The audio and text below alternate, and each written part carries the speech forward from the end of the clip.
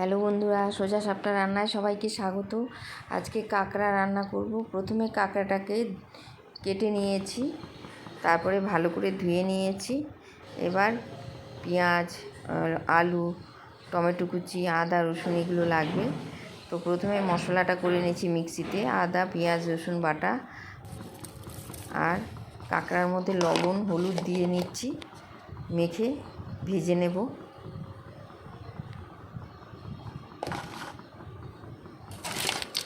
কড়াইতে তেল দিয়েছি, গরম দিয়ে দিচ্ছি।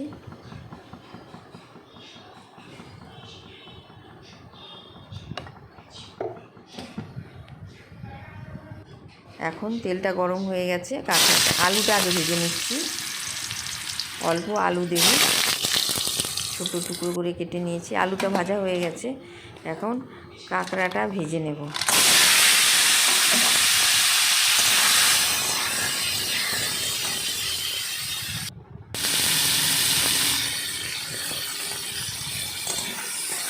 ভালো করে একটু নেড়ে চেড়ে নিচ্ছি।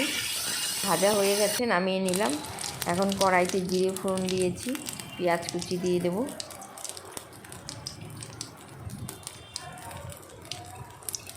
পেঁয়াজ কুচি দিয়ে দিলাম। পেঁয়াজটা ভাজা হয়ে গেলে একটু লাল লাল হবে। এখন টমেটো দিয়ে দিলাম, টমেটো কুচি একটু নেড়ে নিচ্ছি। এখন বাটা মশলাটা দিয়ে দিব, যেটা মিক্সিতে বেটে রেখেছিলাম, পেঁয়াজ, আদা, রসুন এগুলো। মশলাটা কষানো হয়ে গেছে, এখন গুঁড়ো মশলাটা দেব। হলুদ গুঁড়ো, ধনে গুঁড়ো, জিরে গুঁড়ো, লঙ্কা গুঁড়ো এগুলো দিয়ে আর একটু নেড়ে চেড়ে নেব।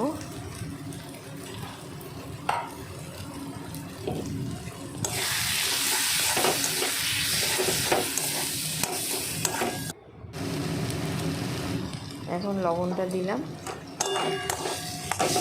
নেড়ে চেড়ে আবার মিশিয়ে নিচ্ছি।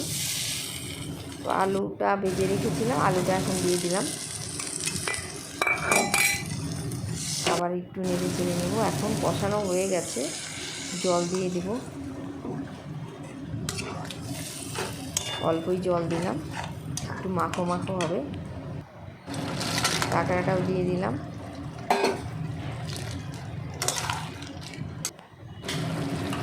কাঁচা লঙ্কা দিলাম। এখন একটু ঢেকে নেব, আলুটা আর একটু সেদ্ধ হবে। ঢাকনাটা খুলে নিলাম, প্রায় হয়ে গেছে। এখন নামিয়ে নেব। তোমরা কে কে কাঁকড়া খেতে পছন্দ করো কমেন্টে জানিও। ব্যাস একটু নাড়িয়ে নিচ্ছি।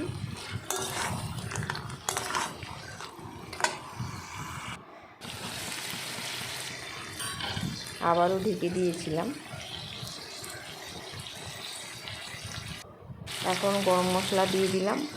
রান্নাটা হয়ে গেছে, একটু নেড়ে চেড়ে নামিয়ে নেব। একদম রেডি হয়ে গেছে কাঁকড়ার রান্না। কি বলবো, কাঁকড়ার এটা কাঁকড়া কষা। তোমাদের কাছে ভিডিওটা কেমন লাগলো কমেন্টে জানিও। সবাই ভালো থেকো, সুস্থ থেকো।